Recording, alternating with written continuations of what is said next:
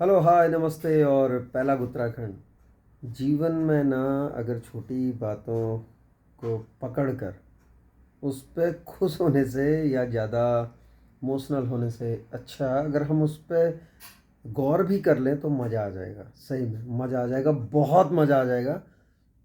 और हम लाइफ में बहुत कुछ सीख सकते हैं, बहुत कुछ मज़ेदार करते हुए और आगे बढ़ सकते हैं। जैसा कि किस्सा बताता हूँ, कल क्या हुआ। कल यूं ही बेटी ने बोल दिया, यानी कि म्यू ने बोल दिया कि एक बात बताऊं पापा, आपके जैसा टीचर होना भी ना मुझे लगता है कि एक ब्लेसिंग है स्टूडेंट्स के लिए। ये इसलिए कह रहा हूँ, आपको लगेगा यार क्या अपने मुंह से बोल रहा है, ऐसा कुछ नहीं है। मैं इसलिए बोल रहा हूँ क्योंकि इसमें बहुत कुछ छिपा हुआ है जो मेरे लिए बहुत ज़रूरी है।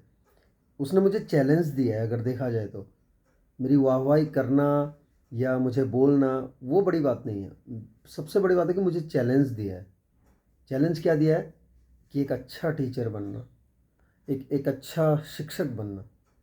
अब कैसे ब्लेसिंग्स है, क्योंकि वो स्टूडेंट है तो कुछ ना कुछ तो देखती होगी, या कुछ ना कुछ जो मैं कर रहा हूँ अपने स्टूडेंट्स के साथ में, जिस तरह के रिलेशनशिप में रखता हूँ, जिस तरह से मैं उनको गाइड कर रहा हूँ या जो भी कुछ कर रहा हूँ, मुझे नहीं पता मौज मस्ती कर रहा हूँ या क्या कर रहा हूँ, कितना कुछ कर पाता हूँ। मैं तो कभी इवेलुएट भी नहीं करता असल में।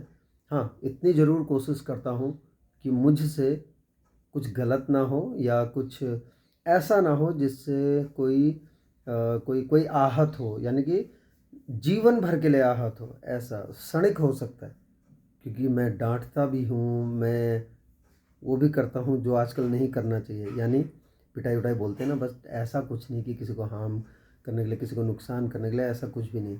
बीइंग अ टीचर, अगर मुझे कुछ करना पड़ता है, कुछ करना पड़ता है तो क्षणिक होता है।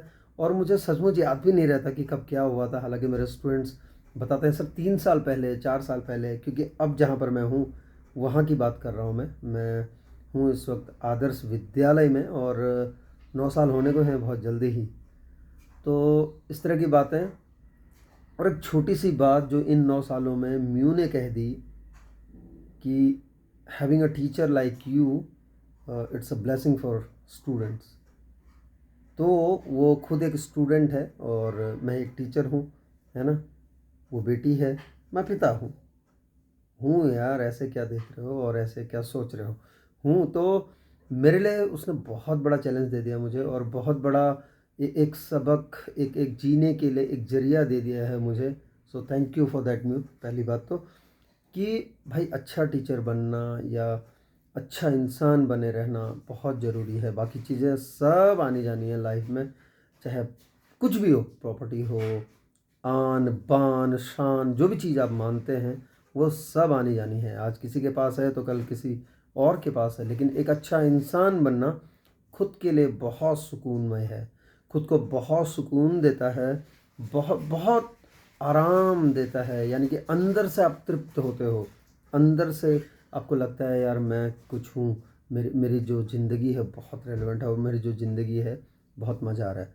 तो वो सुख, वो आत्मीय सुख होता है, और उसका कोई कंपैरिजन नहीं है, और उसका कोई हिसाब भी नहीं है।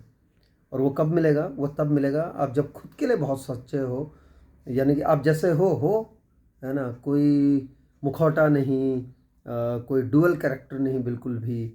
और आप जैसे हैं, फिर आप चाहे इसके पास हैं या उसके पास हैं, उधर हैं या फिर इधर हैं, जो हैं वो हैं।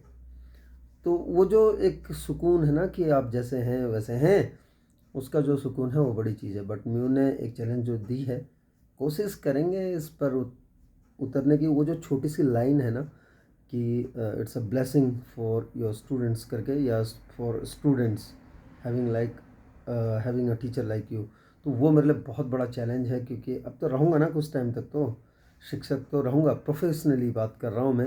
हालांकि मैं तो रिटायर नहीं होना चाहता कभी भी प्रोफेशन से। मैं भले ही क्या कहेंगे, नौकरी से रिटायर हो जाऊं, यानी कि एक एक जो एक होता ना कि उम्र के उस पड़ाव पे सबको आके रिटायर होना पड़ता है, वो ज़रूर हो जाएगा। बट मैं तो कभी भी नहीं चाहूँगा।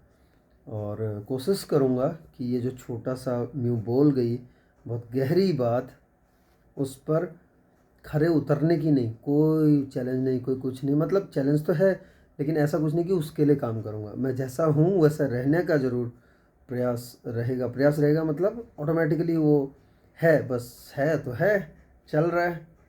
सो एक छोटी-सी बात अगर कोई भी कह देता है, चाहे वो कितने का हो, म्यू अभी मात्र कितना 13वें साल में है और अभी 7th में है। तो वो अंडरस्टैंडिंग और वो उस तरह की जो भी चीज़ें हैं, तो क्यों नहीं सीख सकते हम उससे? फिर चाहे कोई कितना ही उम्रदार हो, कोई चाहे कितना ही कुछ हो, हर किसी से सीखा जा सकता है कुछ न कुछ।